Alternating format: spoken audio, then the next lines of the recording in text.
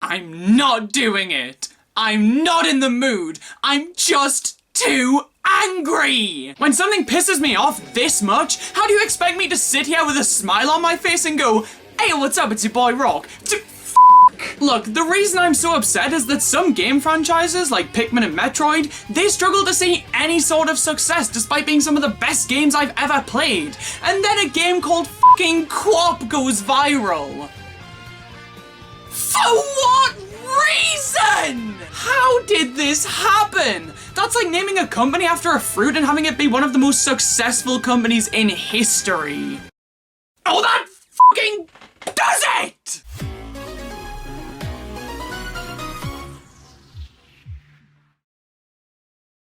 Some video games are like the flu. They never fucking leave you alone! With the birth of readily available internet access, video games have become a lot more widespread compared to how they used to be. Now any old schmuck with an internet connection and thumbs can take to the internet to tell everybody about their passion for Mario and Sonic at the Olympic Games Tokyo 2020. Wow, you really care, don't you? It's now so easy for people to share their thoughts and experiences with their favorite games, and it's also so much easier for people to find out that certain games exist. So it stands to reason that games can gain insane amounts of popularity that they wouldn't have without the aid of the internet. That is how I personally would define a viral game. A game that is only really as popular as it is thanks to the internet. Now, of course, games can go viral for different reasons, whether it be online multiplayer, content creators playing and reacting to them en masse, people sharing their theories about them, or simply because the internet collectively decides to point and laugh at a particular game. Viral games tend to be a pretty divisive topic in the games industry. People either want to play nothing but viral games, or they scoff at the mere idea of trying to follow the crowd so much. And in terms of my opinion, you'll find me straight down the middle. The first game I personally remember going viral was Happy Wheels. It was never really a game I played myself, it was more so a game I observed from afar in the form of grown men with dyed hair and no fear of noise complaints. Happy Wheels is a physics-based game you can play in your browser, where the goal is to get to the end of these wacky levels without being violently maimed. From what I've gathered, the optimum strategy to playing this game is to sit down, take a good look at the level, and do the following.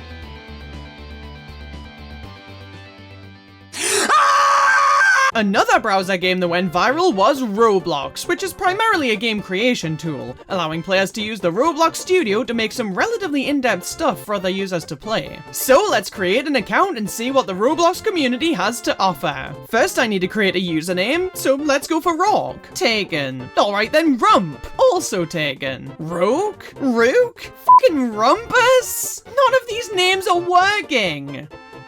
Super Rawk 64DS. Ladies and gentlemen, we have a winner. Now we have to choose a game, and I'm just putting it out there. I've never been so overwhelmed by the number of available options. Let's go for Hide and Seek Extreme, because I'm too much of an anti-bitch for regular hide and seek. We load into the game and it doesn't run properly. Well, I can safely say I have less of a clue about Roblox than I did before I'd played it. Maybe I would benefit from looking up some videos about the game on YouTube. I'm sure the Roblox community there would love to give me a helping hand.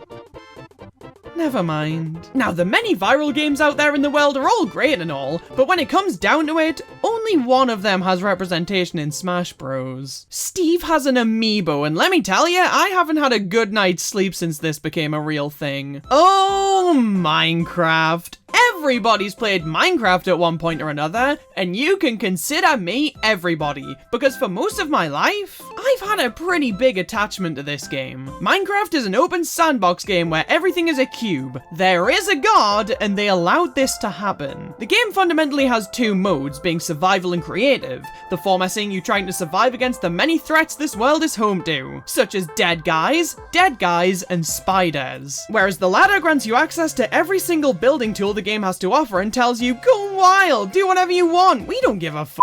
There are also servers you can play on, a lot of which hold custom-made mini-games which can be an absolute blast, and are the go-to way to experience this game in multiplayer. I've spent so many years playing Minecraft across multiple devices and all of the modes. A typical play session for me goes a little something like this. I start a new survival world after deciding all of my others are worthless garbage, wander around until I die, decide this world is worthless garbage, and go into creative mode. I built a prison. I can totally get why Minecraft isn't for everyone.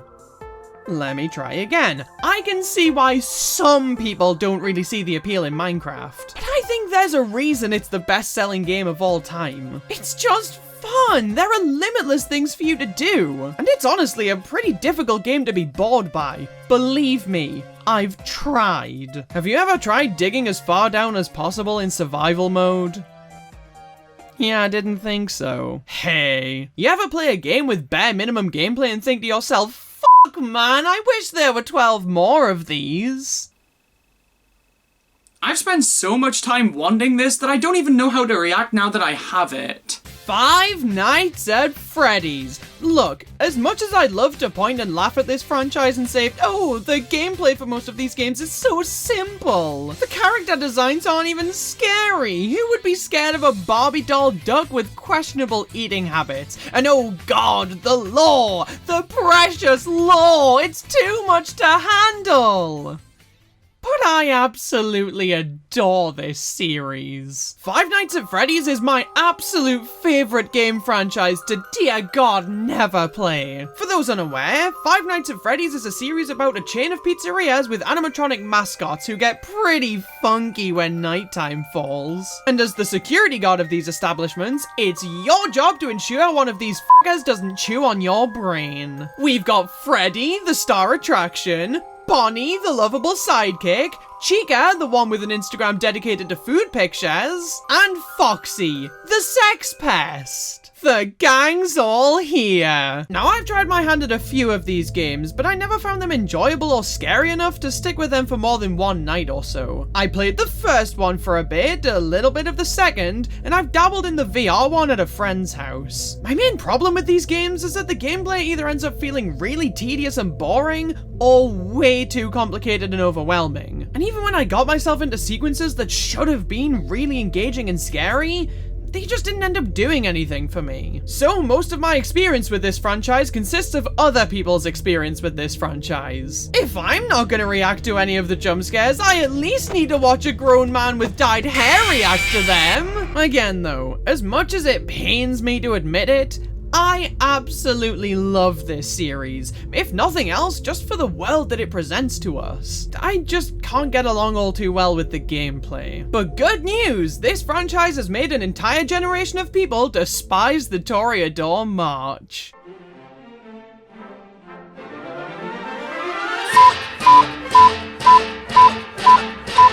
Five Nights at Freddy's wasn't the first viral horror series though. Oh no, no, no, no, no. For that, we need to turn to Slender Man. Folklore turned bad video game. He's truly an inspiration. Slender Man as a concept always seemed pretty dumb to me. How can you be scared of a white guy with no nose? The poor fucker can't even sneeze. I'm just throwing it out there. I'd be way more scared of a horror game if every now and then you heard someone sneeze in the distance. Game developers, take notes. I feel like horror games are prime candidates to go viral, with people collectively screaming about how scary they are. It honestly feels like it doesn't take much for a horror game to go viral. Case in point, Poppy's Playtime. What the fuck is that thing? I do not see the appeal in this at all. This was the first true instance of a horror game that was actively trying to go viral, and it shows, man. There's just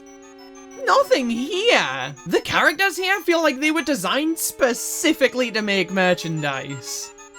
It worked. Now here's a game that has a relatable premise. Friday Night Funkin'. A rhythm game where you play as boyfriend to win over girlfriend, while also fending off her father who wants to put you 6 feet under for even thinking about kissing his daughter. This game was primarily kept afloat by the modding community, and I think without it, this game probably would have died pretty quickly. But people have fallen in love with adding new songs and characters and US presidents to this game, so much so that the modding scene for this game has actually become more prevalent than the game itself. You ever have the urge to tackle an obstacle course as a jelly bean? Of course you have, which is why Fall Guys exists, to satisfy the lust. Now this is a viral game I can get behind. Fall Guys is a wacky party platformer that sees you starring in a game show with 60 other players and trying to survive as many rounds as possible. Each round is different every time you play, and there's a decent selection of different games on offer here. The physics in this game are beyond wacky. You can grab other players to bring them to a complete stop, you can throw yourself into a dive, Super Mario 64 style, and if you get hit by fucking anything, you get ragdolled into oblivion. This game offers a hell of a lot of chaos, but that makes it an absolute blast to play. No round will ever play out the same as another, which makes this game consistently enjoyable to replay. I never got into this game when it first hit it big,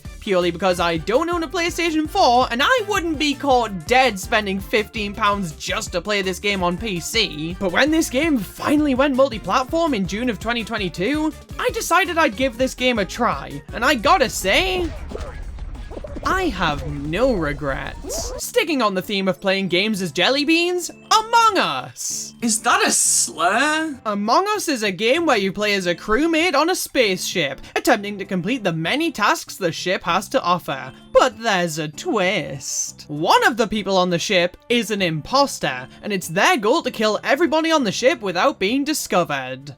This game is lame as shit.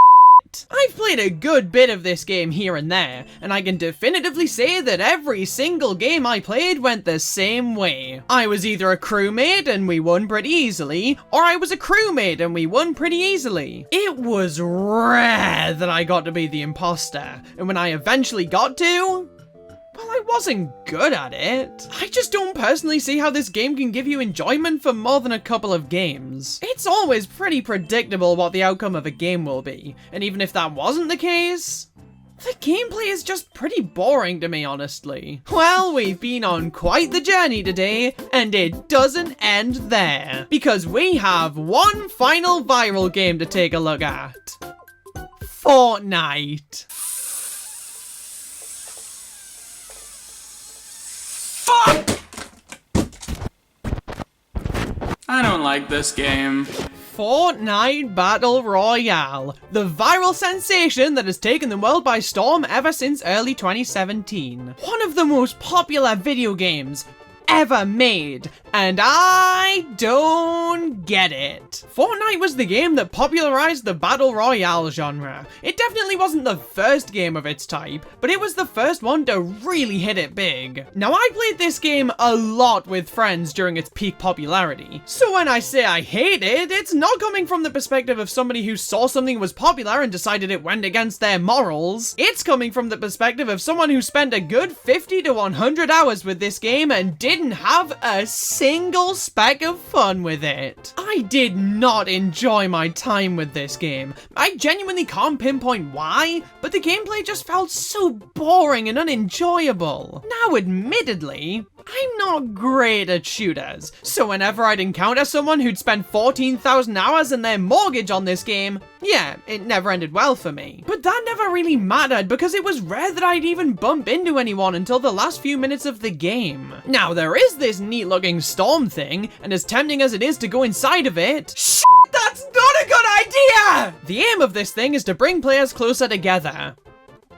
But that never seemed to make a difference. After a while, I ended up just playing this game because it's what all of my friends were playing. So if I wanted to not be lonely, I had no choice but to play Fortnite with them.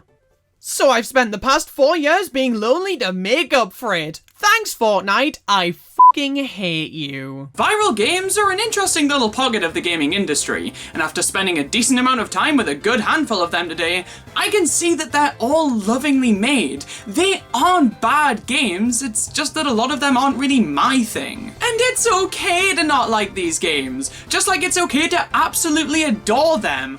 But I will say, it's incredibly apparent when games are getting hate just because they're popular. Fortnite in particular gets shit on all the time, and most of the people doing so haven't even played the game. They just keep seeing its name pop up in media and form an opinion based on that alone. Now, of course, you may be saying, but Rawk, you hate Fortnite.